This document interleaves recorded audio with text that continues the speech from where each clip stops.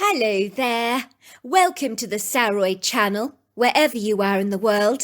And so much love to each and every one of you. How are you doing? I do hope you're doing remarkably well. I'm doing fine, thank you very much. Go and get yourself that lovely sparkling drink because I've got a fabulous story for you tonight.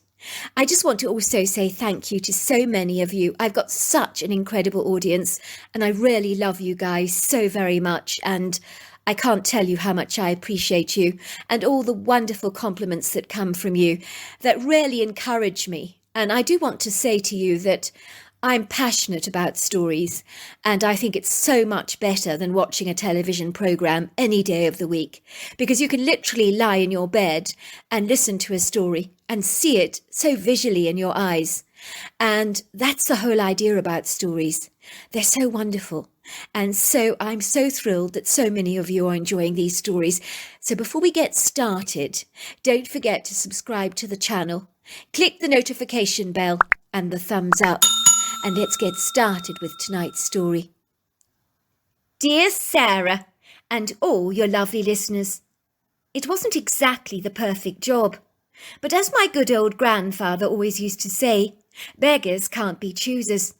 And frankly, I was desperate enough to want to acquire some much-needed extra cash in hand, so I eagerly snapped up the reception job at the motel, Don's place, which let's just say was convenient good money, and was far more preferable than waiting tables in the local town.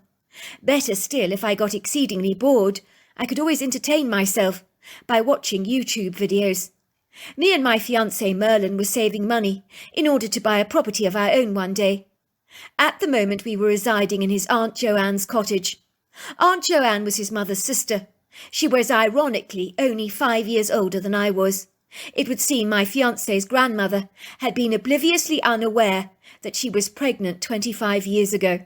She had falsely assumed at the time that her extended waistline and pregnant stomach was a result of menopause belly fat.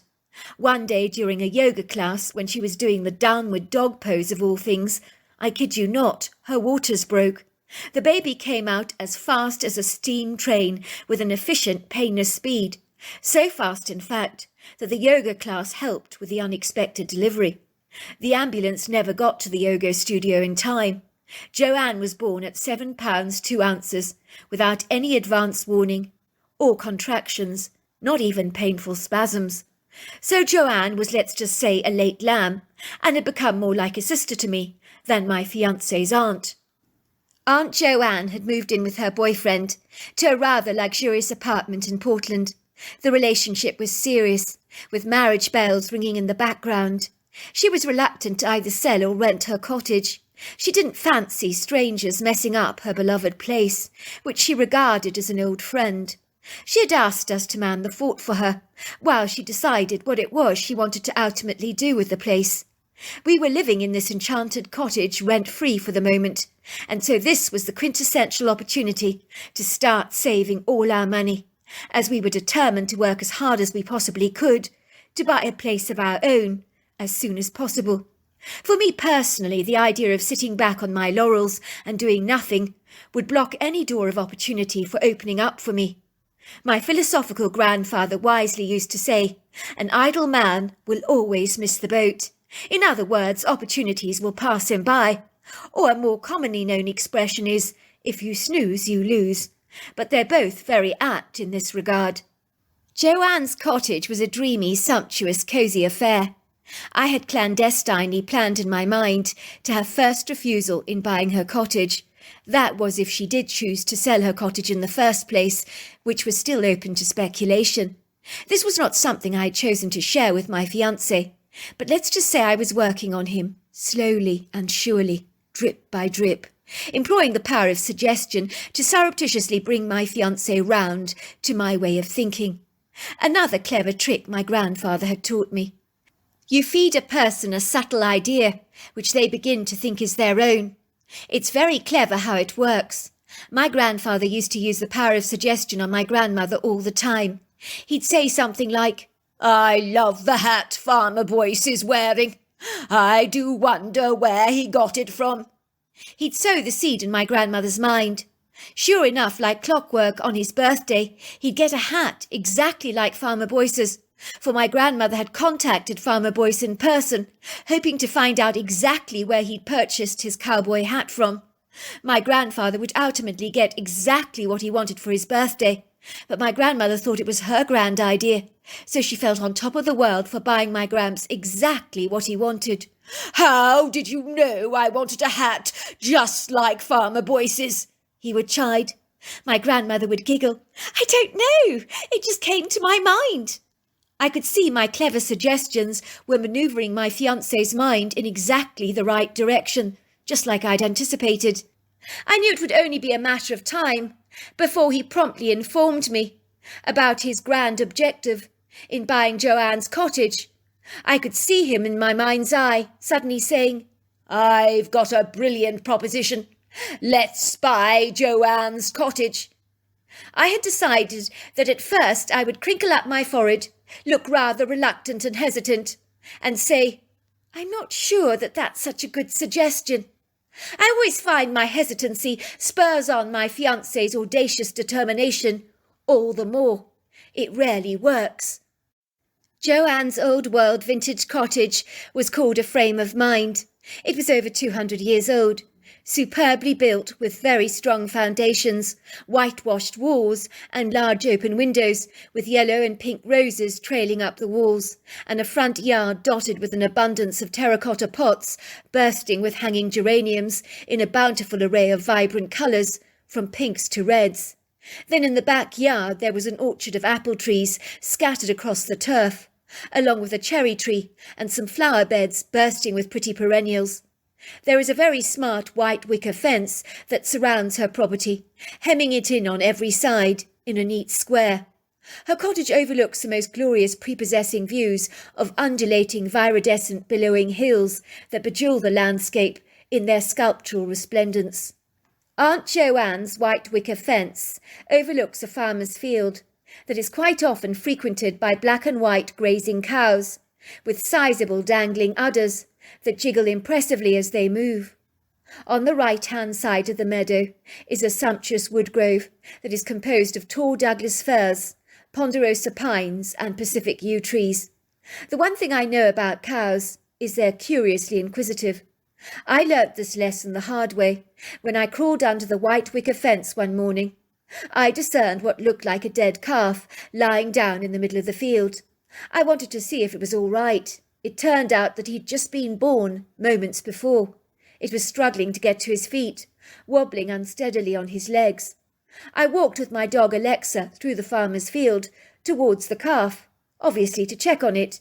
In truth, it scared me a lot, as the whole herd of cows trotted over to me, crowding around me to see my dog, a large dark poodle mix called Alexa, who looks like a big black friendly gollywog. She's all hair, which you sometimes have to pull away from her face and tie into a ponytail, or her dark button black eyes will become buried and lost beneath all that hair.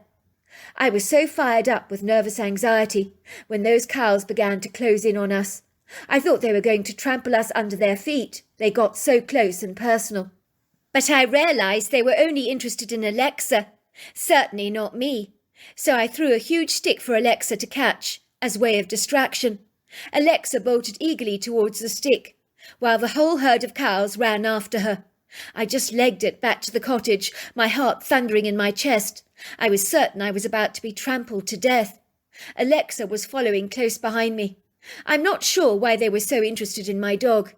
Needless to say, to put it mildly, there is no way I'm ever taking Alexa through a field of cows. Not a chance.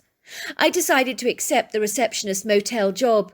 It's only 10 minutes away from Joanne's cottage, and I can bring Alexa to hang out in the reception area with me all day, which is an added perk, as I couldn't bear to leave her on her own all day at the cottage.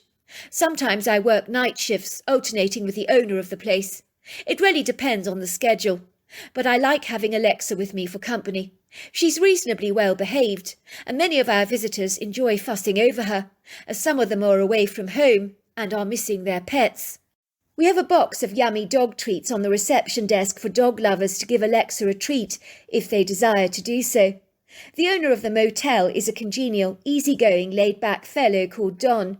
who thought it would be a sweet touch to put the dog treat box on the desk, saying, "Hi, my name is Alexa. You can give me a treat if you like, and I'm not adverse to a cuddle either." It turns out Alexa has been a hit at the motel, with all the staff and guests alike. We get all kinds of people staying at the motel, many on long North American road trips that need a place to stop over for the night. But you also get the sad characters, who look like they have no choice but to stay at a motel. You can tell by their deflated body language, their hunched-up shoulders, their hangdog expressions, that they would rather be anywhere else in the world than in a motel room. I always wonder what their story is, as why they've ended up staying in our motel. Maybe they couldn't afford the rent on their property. Maybe they've been turfed out of their house by a partner due to relationship disputes. Maybe they're homeless and treating themselves to a room for the night so they can have a bath and a comfortable bed. If you can call a bed in a motel comfortable, that is. In my opinion, there is something about motel rooms that is exceedingly depressing, but I think Don is doing very well financially, thank you very much, so he's definitely not complaining. I think it helps that the motel is situated in a beautiful part of the world, so beyond the motel there are riding trails, hiking opportunities, and so much more. For me personally, if it were me looking for a place to lay down my weary head, I would almost certainly prefer to stay at a B&B any time over a motel. But that's because I think the rooms in places like this are so mundane, pedestrian, notoriously uninspiring. I know I shouldn't say that as I work in a motel, but let's just say that's me being brutally candid with you. I had been working at the motel for a week when a very elegant, debonair-looking gentleman strolled casually into the reception. I remember looking up from the reception desk and thinking that this man looked like a fish out of water. I think he would have discerned that I looked befuddled, with a "what are you doing here" kind of look on my face, which I clandestinely tried to conceal from him, with little success, I'm sure. It's a little like a pink elephant walking into your reception. It's not easy to hide an astounded look. Not to put too fine a point on it, but he did stick out rather like a sore thumb to me. I would have anticipated such a well-presented, eloquent man like him to be booking into an illustrious hotel, like the Nines or the Sentinel in Portland, not in a run-down motel such as Don's place. Sorry, Don, I mean you no offence by that. I had noticed he was driving a gleaming silver Jaguar, which he'd parked in the parking bay, which certainly upstaged all the other cars at the motel, and looked conspicuously out of place, rather like a racehorse in a field of donkeys. I think he was a gentleman, possibly in his late 40s or early 50s, very well groomed, reasonably handsome, with a boyish face, chestnut brown crew cut, hazel eyes, and a slender build. He was wearing a formal blue pinstriped suit, a smart white cotton shirt, along with a very expensive black pair of zooty crocodile skin boots that were so shiny you could possibly see your own reflection in them. The man gave off the impression that he was an affluent, successful company director, or someone of significant importance in the workplace. I felt really quite bashful, conspicuously aware that I was wearing a rather dowdy, casual pair of jeans, and a nondescript mediocre pink sweatshirt, with the logo "I'm in the pink" written on it in gold, and my blonde hair swept away from my face in a scruffy heap ponytail that looked a little like pampas grass. I hate it when you're made to feel ungroomed, when someone you meet is so perfectly turned out, so meticulous, so pristinely immaculate and smart, that you feel suddenly so self-conscious and scruffy.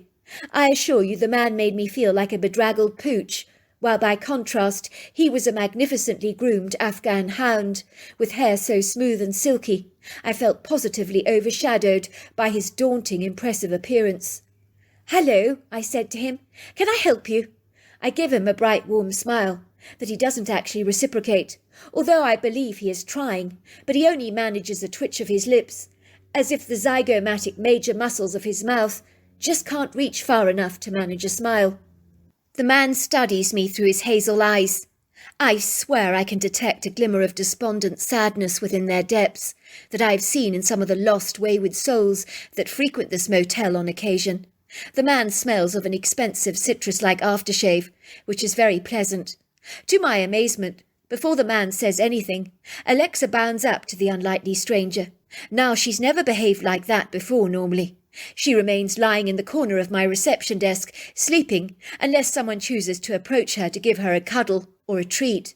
But Alexa sits up on her haunches, padding over confidently towards the perfect stranger, wagging and thumping her tail enthusiastically. She sits down in front of the stranger, lifting up one of her paws, as if she wants to shake hands with him.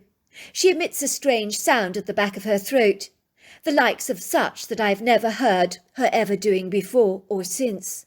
She pats the man's suit with her paw, then she turns away, retreating to her corner spot, her head turning around once she's lying on her dog bed, her eyes never leaving the stranger, not even for a moment. It is incongruous, idiosyncratic behaviour for my dog, I hasten to say. I'm sorry, she doesn't normally behave like this, I explained to the man.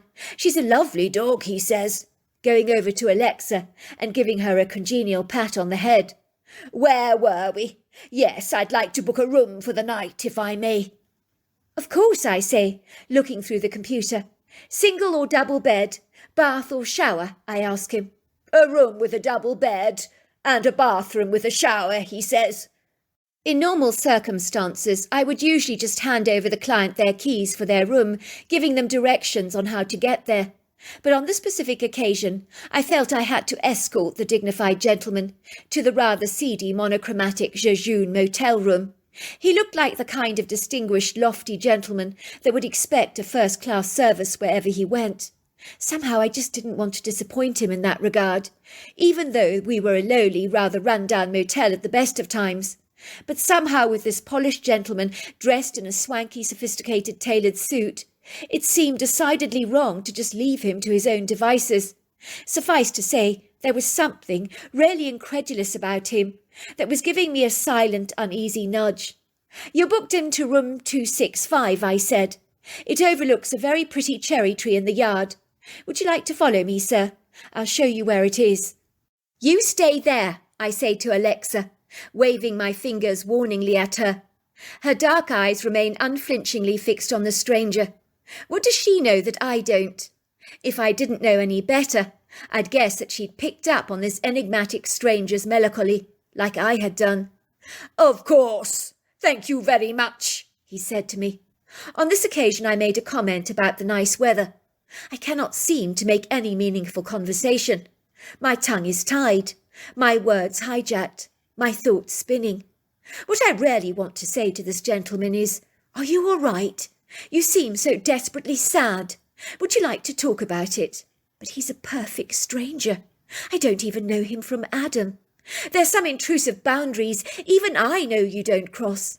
But I am exceedingly bothered by this man's invisible cloak of despair that seems to swathe him like a dark thundercloud. It's incredibly pronounced, so much so that I can tangibly feel its oppressive heaviness. Has someone he loved just died, I wonder? I think that seems more than a little likely. I put the key in the lock and turn the door, inviting the man into the motel room. For a moment he stands in the doorway, staring somewhat vacantly at the large, lumpy double bed in the middle of the room, with the two side tables on either side, with their orange side lamps. It looks as if he's staring through everything, and not actually taking anything in at all. Sadly, even the uninspirational orange bed covers, Don's ineffacious, unavailing endeavours to make the rather nondescript motel rooms look a tad more colourful, are brazenly defeated and overcome by a tsunami of drabness. The brown suede bedboards that had essayed to look sophisticated at one time are blotched with grubby, oily-looking stains. It stands up proudly against a creamy wall, only accentuating the gloominess of this sombre place. To add insult to injury, bang in the centre of the wall is a rather nasty, cheap contemporary piece of artwork that looks rather as if a kid came along and haphazardly, fortuitously flung splodges of orange, brown and duck-egg blue paint on the canvas, and then they framed it. The dingy carpet smells of stale cigarettes. The grim dark chipboard cupboards, TV stand and sideboard contain a minibar, and they do little to add any style to this dingy room. Even the orange curtains hang limply on either side of the smeared window panes. They look deflated, depressed.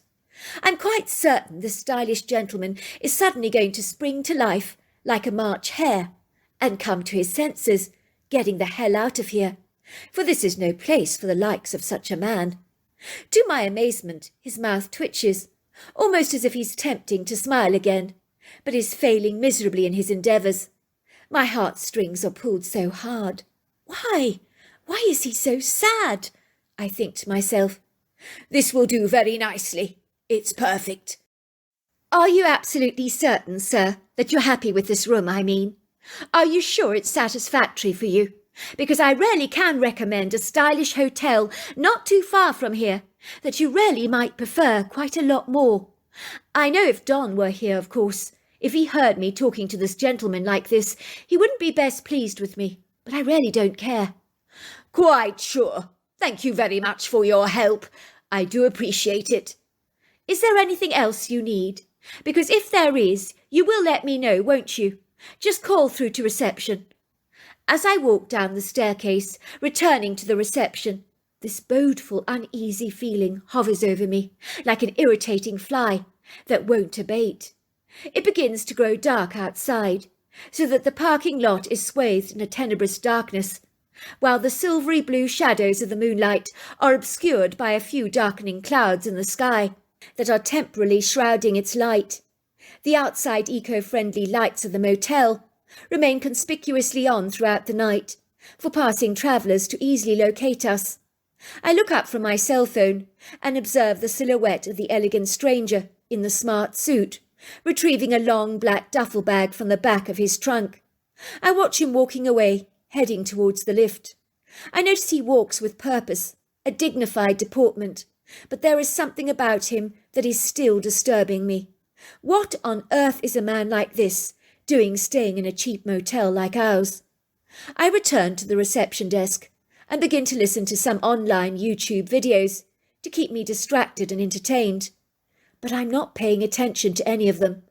My mind is entertained by the mysterious stranger in room 265 that I'd met only moments before, who for some incongruous, unfathomable reason is consuming my heedful focus. And that is when I hear the sound of gunshots going off twice. It makes me jump out of my skin. It causes Alexa to bark. I just know where it's coming from.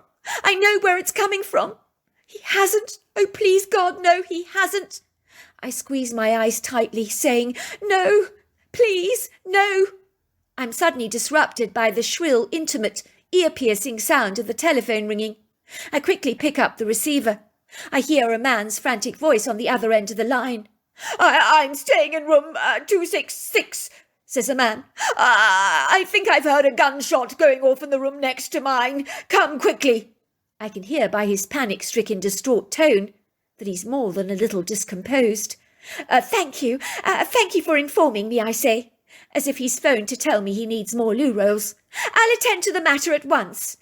My apathetic voice sounds so stoically composed and impassive, I even surprise myself. Truly, you would think gunshots going off in a motel room was a regular event for me. For a moment, I stand very still, so disorientated that I don't quite know what to do, or how to even react. I hastily grab the spare key for room 265. I hightail it up the stairwell, with Alexa bounding behind me. I knock on the door of number 265. Hello, sir. Hello, sir. Could you please open up for me? Sir, could you open up? I need you to open up, sir. Is everything all right in there? I need to know, sir. Is anything all right? Is everything all right in there, sir? My hands are now physically shaking. There is no answer. I tremble as I turn the key in the lock. The bald, overweight man from room 266 is standing in the doorway watching me curiously. His face has grown as white as a ghost. He's clutching his huge belly, with his hand like a pregnant woman, almost as if he's experiencing contractions. I'm not sure you should go in there, miss, he says warningly. It might be best to just call the police. I nod at the man, but I don't listen to him. I open the door with Alexa behind me. For a moment I stand there in absolute disbelief. The man in the smart pinstripe suit is lying in a pool of his own blood. Much of it is high-velocity spatter that is sprinkled across the wall in a misty spray of scarlet droplets all over the bed. There are pools of blood everywhere. The smell of copper is very pronounced in the air. It appears the man shot himself twice, once in his leg and then in his head. So there is blood spilling everywhere. The scene is graphic, haunting. My dog bounds up to the bed. He starts licking the blood off the dead man's face. She's whimpering, trying to wake him up by pawing him, but half of his face is missing, and pieces of scalp with hair still attached to it lie across the floor, like bits of fine, fragile bone china. "Get off the bed now, Alexa," I say, rushing to the toilet and throwing up violently the contents of my own stomach. This is not a scene I will ever forget. Indeed, it is indelibly entrenched in my mind for evermore. It's Deputy Sheriff Finnegan who first arrives on the scene. He asks me a plethora of questions. He takes his hat off his head, laying it on the reception desk, almost as a mark of respect for the deceased soul. His face looks ashen and grave, his soulful brown eyes regretful. "It looks like a straightforward suicide. I'm very sorry, young lady, that you had to witness all that blood spatter," he says to me. "Suicides are never pretty.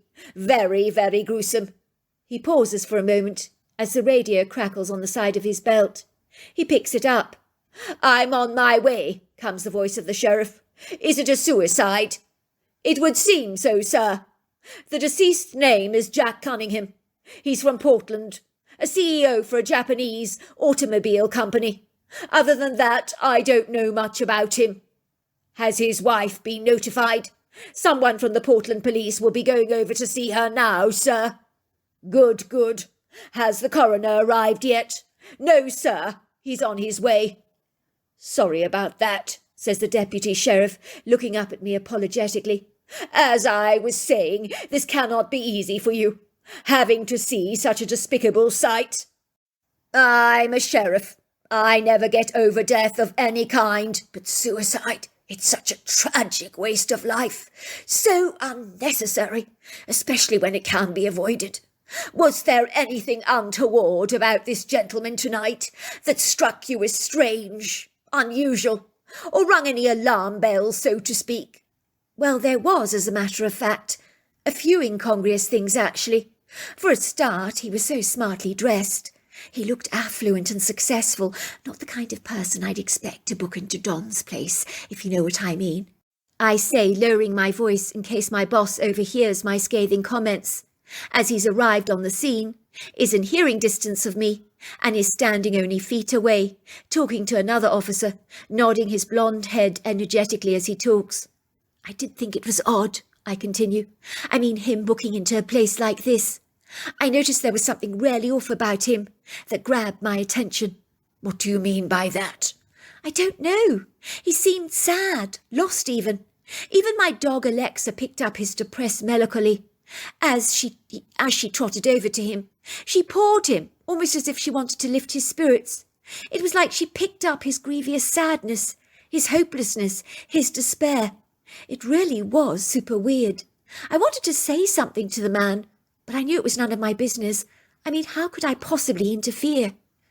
"Interesting fact about your dog, young lady. They're very sensitive to people's moods, you know," says the sheriff. "But you're right. You can't interfere into someone else's business if you suspect they're down. It's just not done, is it? Which is a terrible pity, if you ask me." "In truth, Sheriff, I actually thought this gentleman would run a mile when he saw the motel room, but it was like he was staring through it. He just said to me, 'This will do nicely,' but it was like he barely noticed the room at all." I paused for a moment. "Sheriff, why did he shoot himself twice? Don't you think that's peculiarly odd? Why would anyone do something so nonsensical? So crazy, I mean. If you want out of here, surely one shot to the head is all it takes to avoid any unnecessary pain." "You make a good point there. But remember, we're all very different. The human mind is not always predictable. As a police sheriff, I've seen some inscrutable behaviour in my time. But if I'm hedging a guess, I would bet he shot himself in the femoral artery to work up the courage of shooting himself in the head." That evening I didn't go home immediately. There was so much activity going on in the motel, with crime scene tape being put up all over the place, and the coroner's van arriving on the scene to examine the body. which was then taken to the morgue for a post-mortem, just to affirm that the cause of death was indeed a genuine suicide and hadn't been conveniently staged. It was at 5 o'clock in the morning.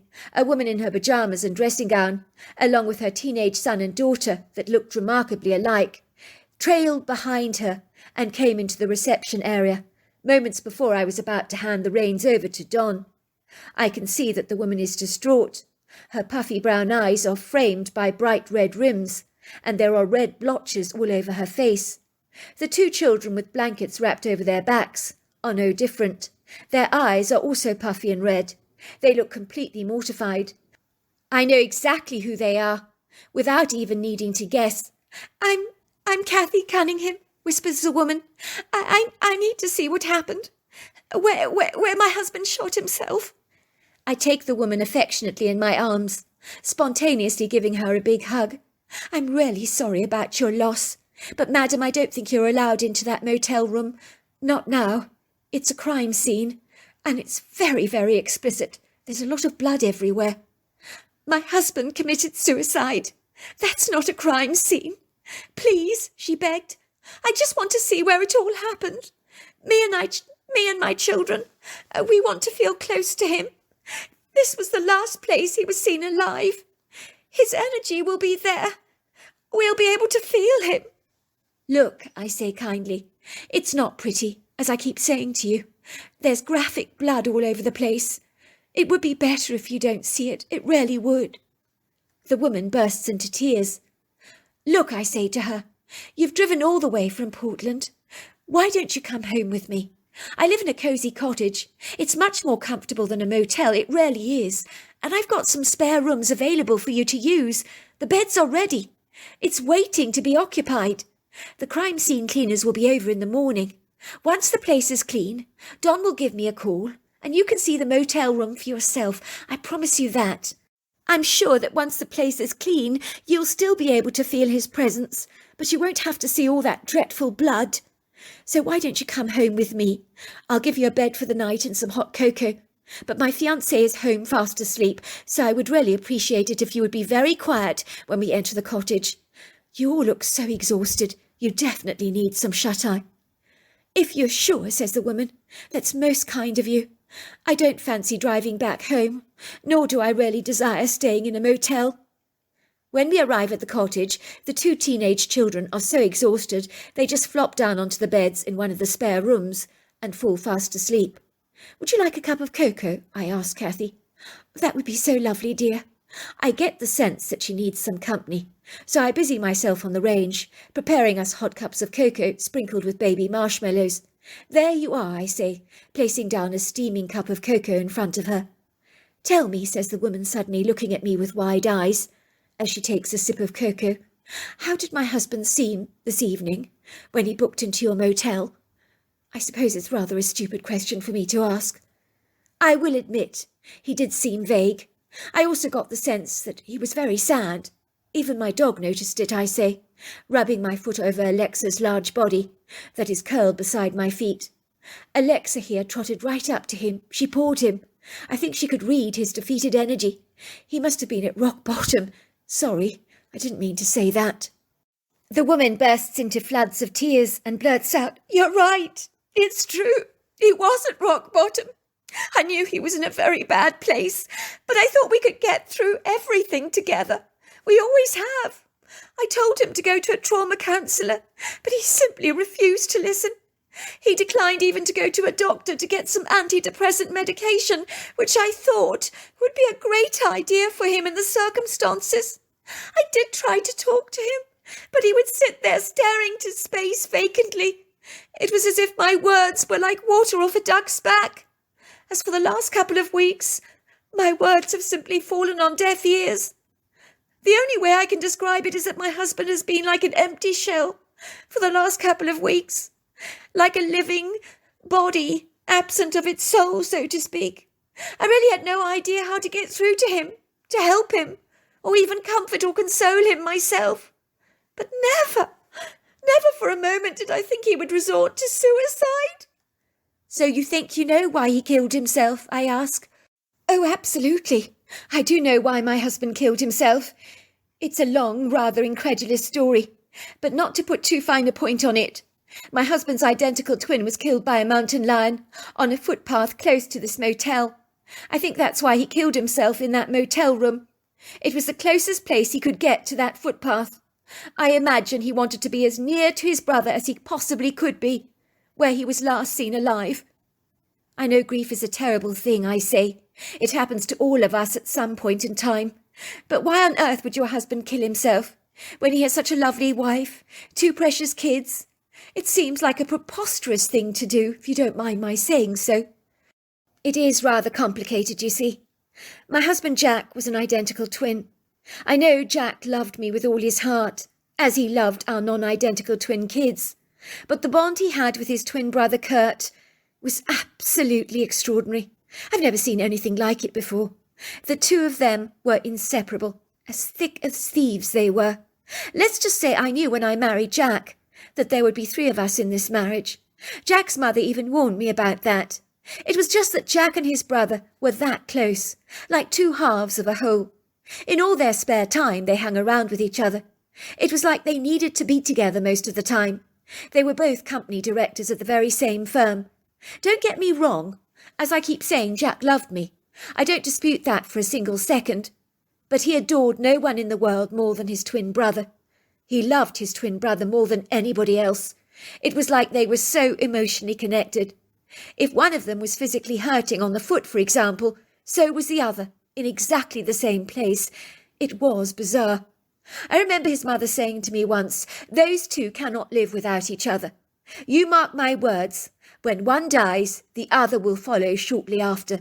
It seems she wasn't wrong about that. I asked her why she emphatically believed that. She said that they're like the perfect circle of yin and yang. One can't exist without the other. Jack would get very distressed if he sensed his brother was in any kind of trouble, and his assumptions were always spot on. I don't mind admitting that even though Jack and I shared a marital bed together, I was jealous of their friendship that he had with his brother. Sometimes it was like they knew each other's thoughts. Of course, after my 2 twins were born, they're non-identical, but I soon began to comprehend the unique relationship between twins a little better. I realised why Jack and his brother are so exceptionally close. Even when we were driving here tonight from Portland, my twins were desperately sad. My son said to me, "Mummy, I do understand why Dad did what he did. I mean, shot himself, because he can't live without his brother Kurt. If anything were to happen to my twin sister, I wouldn't want to be here either. I understand." Wow, that really is saying something, I agree. What happened with the mountain lion incident? I heard something from my Aunt Joanne about someone being mauled and killed by a mountain lion recently. I expect that must have been your husband's brother. Well, it is an extraordinary story that I've not shared with anyone, but it's good to get it out. I'm actually amazed that Jack even shared it with me, but he did. Do you want to hear it? Oh, I most certainly do, I say. This is the story Jack shared with his wife before he died. It had been a hard, jaded day at the office, where me and my brother were heavily engaged in some tough negotiations with some rather difficult Japanese clients who weren't making life easy for us. They'd refused to shift on the agreed price for the motor vehicles we were importing from Japan. Kurt and I were feeling disenchanted and decided we needed to cheer up our flagging spirits. So we went to Morton's Steakhouse for dinner in Clay Street, which has a plush, convivial atmosphere, and tuxedo-clad waiters, with Frank Sinatra's soothing, easy-to-listen-to Italian baritone voice being played in the background, seemingly commiserating with our downtrodden emotions. Our spirits were soon lifted, as we tucked hungrily into our own 24-ounce porter steak, washed down with a couple of effervescent craft beers. We decided we needed some fresh country air over the weekend. Our waiter overheard us talking about where we should go hiking. It turned out he was a keen hiker himself. He knew some of the best hiking spots outside of Portland. He eagerly told us about this marvellous hiking trail that not many people knew about, near Don's Place, a motel where you could walk in the woodgrove there and feel as if you were in the middle of the American wilderness, miles away from absolutely everything. The most attractive part of it all was the location. It was only an hour's drive outside of Portland, which meant we would only be journeying in the truck an hour each way. Needless to say, the waiter sent us the travel coordinates in my cell phone. Naturally, we gave him a whopping big tip, our way of saying thank you so much. The next morning, after Kurt had picked up a picnic basket from the Flying Elephants at Fox Tower, which is a delicatessence in Portland that can make you fabulously delectable picnic lunches with delicious breads, cheeses, sausages, pastries and wines. So there we were off on the open road, driving to our intended destination, in Kurt's Discovery Sports Blue Rover. So we were listening to Portland's classic rock 92.3 KGON FM. Our moods were enervated as we drove through the beguiling countryside, past fertile valleys, stunning flowery meadows, resplendent evergreen woods. We were singing along to the music, wallowing in the prepossessing views of the landscape from the car windows. It wasn't long before we found the location of Don's Motel, and further along the road we discovered a dirt road, which we drove down a considerable way. But the road was bumpy. It was throwing up prisms of white dust, which remained in the air for quite some time, while the rubber tyres were bumping over some aggressive-looking stones lying in the road, which caused even Don's hardened Land Rover to wobble and jolt precariously. Finally, we found a parking spot. We climbed out of the truck, slammed the car doors behind us, and followed an old sign with an arrow saying, "The Yorkshire Frog Trail." At first it appeared rather overgrown, but Kurt and I did not care. We were looking for an adventure. I had the contents of the picnic lunch in my backpack, and after we'd been gone for some time, I remembered I hadn't brought my rifle along with me, but we shrugged our shoulders in a nonchalant indifference. I mean, why would we possibly need our rifles during the day? What could possibly harm us? At first the rocky path we ventured down was teeming with rocky appendages that jutted treacherously out of the rugged, dark earthen floor, dappled with sweet vernal grasses, intermingled with cat's ears and red clover.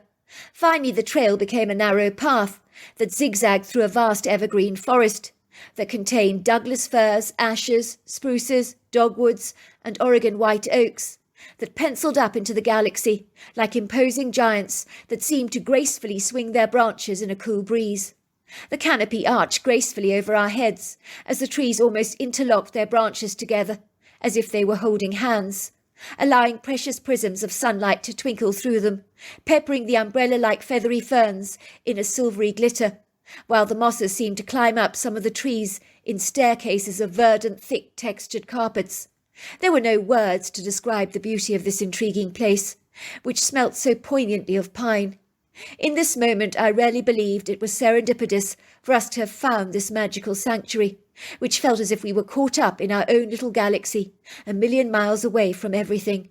We could hear the pretty bird song just chirruping through the forest like an orchestra of music, and then quite suddenly it stopped. Everything in the forest became so quiet, as if every tree, every bird, had become frozen in time, like a still, unflinching photograph. Indeed, it was so silent that the silence itself exuded a menacing aura that seized our attention, nudged us with a bodeful, inauspicious trepidation, as if deep within us the spirits of the trees themselves whispered a warning to us to leave now.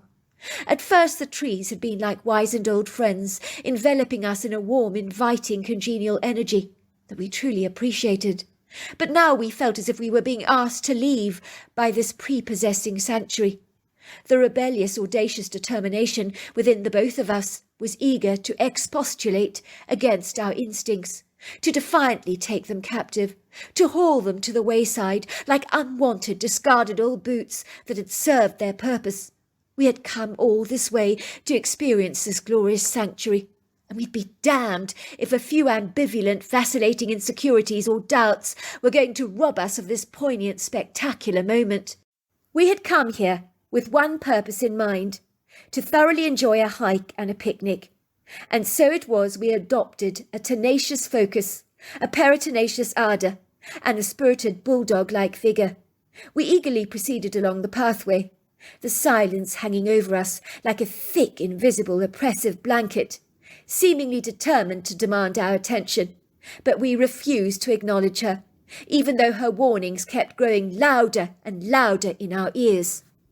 All of a sudden, we hear a loud, ear-piercing roar.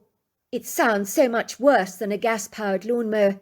It is so loud that we can't ignore. disregard or brush it aside like an annoying buzzing insect in our ears, for we know that to do such a thing would be exceedingly foolhardy. We stand there in the forest for a moment, slow to react, confused about what decision to ultimately make, for we know something very dangerous is loitering in the shrubbery there, and if we begin to run away, it might just give us chase. For even though we do not see it, we know that we are in the presence of a predator. What kind of predator, we do not know. I reach for a stick, chastising myself for not bringing a rifle with me. Now I feel exceedingly vulnerable.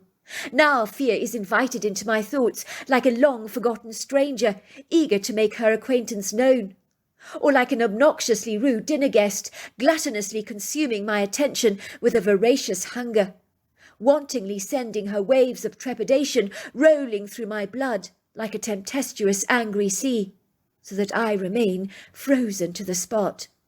Then we saw him. He was huge, a mountain lion of such gargantuan size, proportion and stature, of the likes that I have never ever beheld before. He looked bigger and more menacing than an African lion, with paws so large that when his feet gracefully pounded the ground, the earth almost groaned under the impact. Was this some freak of nature, I wondered? How could a mountain lion be this huge?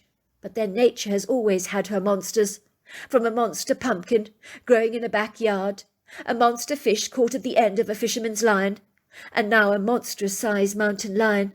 The creature's coat is luxuriously creamy, not the normal tan colour you would expect in a normal mountain lion, which could be due to a recessive gene, although he does have the typical black markings on his tail, ear and snout. I'm not going to deny he is magnificent to behold, but he is dangerous and treacherous, and his focus is upon us. The creature moves directly towards us. I know he's about to lunge at me, but Kurt throws a stone at him. The lion growls at us, pulling back his lips to expose his treacherous canine teeth. Then he turns around to his antagonist, leaps upon him in a huge jump, knocking Kurt over on the ground. Before I can react, the mountain lion is covering Kurt's mouth and nose with his jaws. He has Kurt pressed under the weight of his sizable, substantial body. His weight alone could easily crush Kurt to death. He's suffocating Kurt. I want desperately to do something. I hear this awful scream. I wonder whether it's coming from Kurt, until I realise it's actually me that is making this god-awful commotion. I discern that Kurt is indeed dead. Once the creature is satisfied that this is indeed the case, he turns away from Kurt, his attention now focused on me. Kurt is lying across the forest floor, with arms extended and glazed eyes staring vacantly into space. I know I need to get out of here, and fast. I can't help Kurt now. But the lion is lunging towards me. The next thing I know, I'm lifted up in these huge, anomalous arms, and this bizarre creature has thrown me over his shoulders. It is screaming at the mountain lion. To my amazement, like an obedient dog, the mountain lion just darts away from this creature, dragging the body of Kurt in his jaws across the earthen floor. I'm not sure exactly what has rescued me, but I'm feeling safe, as the creature is holding me down with one firm hand, gliding so seamlessly through the forest. I realise that this has got to be a Bigfoot. He smells really nice, like the pine of the forest. Nothing vulgar or disgusting, as so often reported. I notice his hair is long and silky, with a silvery sheen. It's a silvery grey colour. The creature takes me through the forest down the trail to the parking lot, placing me safely on the ground. I know this is a Bigfoot. He looks at me sorrowfully. He knows I've lost my brother, as we are identical, so I imagine he's guessed as much. I can sense his empathy. I'm astonished by how human his face is. I notice he has dark eyes the colour of liquid chocolate. He is easily over 7 foot tall, 500 to 600 pounds, with a burly body that is built like a powerful piece of farming machinery. The creature pats me gently on the back, stands there as he watches me stagger awkwardly to the car. I hand him my backpack with my picnic stuff in it. He nods at me, but he's far more concerned about me than anything I've given him to eat. I drive away and inform the police that I was attacked by a mountain lion. Wow, I say, That's the most incredible story, Kathy. Did they find your husband's brother's body? They found bones, said Kathy, sadly scattered all over the place. Regretfully, all his flesh had been eaten. They found the largest paw prints they'd ever seen, and some blonde hair snagged on a tree, belonging to the lion, but they never found the lion. They even hired a tracker, but it was a fruitless investigation. They found nothing. My husband never told anyone about the Bigfoot that had rescued him, but he believed the Bigfoot saved his life. Kathy begins to cry. She wipes the tears from her eyes. My husband said to me, "I can't live without my brother, Kathy. I just can't. I feel dead without him in my life. I so wish the Bigfoot had left me to be smothered by that mountain lion. It would have been easier that way for all of us." "But that's terrible," I say. Kathy nods. "I've never seen my husband look so lost without his twin. That's why he came to your motel, to finish himself off. He just couldn't bear to live without his brother. The motel was the closest place to his brother he could find." The next morning I'm driving Kathy and her 2 children to the motel once I've received word from Don that the crime scene cleaners have been, but the whole room will be gutted after the incident in a couple of weeks' time. Although the crime scene cleaners have already removed the mattress, the curtains, the headboard and some of the flooring that is contaminated with blood, as it's all considered biohazardous material and has to be packed up and thrown away specially. I park my car in the parking bay, and Kathy and I stare in awe as 2 golden eagles are perching on the cherry tree directly opposite room 265, where Jack took his life. It is such an astonishing sight, and the eagles remain perched on the tree. They don't fly away when we get pretty close to them. They regard us through their golden eyes. Then they swoop up in a circle in the sky, and then fly away. Kathy looks at me in astonishment. She whispers to me, "Oh my God, they're together. That's what they're telling us. They're together. Golden eagles are Jack and Kurt's favourite birds. I mean, what are the chances of 2 golden eagles perching on a cherry tree directly outside the room where Jack took his life? And they're 2 of them together. That is a sign. I can't believe it." Kathy is absolutely astonished. She can't believe it. Neither can her children. Kathy's son, Paul, finds 2 eagle feathers on the ground, and everyone's spirits are lifted. And Don comes running out to tell us that the eagles had been waiting there for us all morning. "It is extraordinary. They've been waiting for you to come. It's definitely a sign. Oh, my word. 2 golden eagles at my motel on a cherry tree. I've never seen anything like it before in my life. Oh, my word. Well, I never. That is a sign from beyond the grave." If that wasn't strange enough, moments later a strange woman with purple hair comes bounding into the reception area of the motel. I'm not exactly sure who she is, as I didn't recognise her, but she's opening up her handbag. "I make key rings," she says, opening a brown bag and telling us all to pull one out of the bag. "For some reason I feel compelled to give you each one," she says. Kathy's key ring says, "The eagle has landed." Paul's key ring says, "Flying into the heavens." And Nim's key ring says, "Bright eyes burning like fire." I just thought it was extraordinary, as eagles have bright eyes that burn like fire. They fly into the heavens, and maybe they've landed in heaven. My key ring says, "It's a cool summer." And Ron's key ring says, "For your eyes only." It is only when the purple-haired idiosyncratic woman has left the motel we're asking each other, who the heck was that? Needless to say, we all felt Jack was reaching behind the grave, or from beyond the grave, let's just say, to tell us all was exceedingly well, and he was with his brother again. It brought the family a great measure of comfort. To cut a long story short, I'm delighted to inform you that me and my fiancé are happily married and are the proud owners of Joanne's cottage, as my fiancé woke up with a wonderful idea one morning of buying Joanne's place. I wonder where he got that idea from. All these years later, I remain in contact with Kathy and her grown-up children. Would you believe it? A wonderful man called Jack, who bore a remarkable resemblance to her late husband Jack, bumped into her serendipitously in a hotel lobby in Portland and asked her for a drink. He explained to her that he had seen her image in her dreams, something which he had no explanation for. Kathy believes her husband was matchmaking her from beyond the grave. Kathy is happily married to her new man. So there you are. That's my story. Wow, what an incredible story. Until next time, goodbye and good night.